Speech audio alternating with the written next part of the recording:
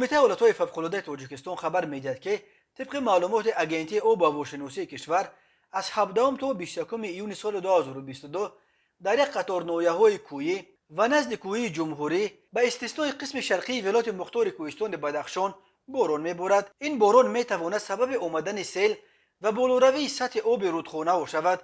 خطر لغزش ترمه، ریزش سنگ نیز زیاد است. در رابطه با این کمیته از ساکنان و میمانان نواحی کوهستان دعوت می‌کند که هنگام حرکت در منطقه‌های کوهی هرچه بیشتر احتیاطکار باشند.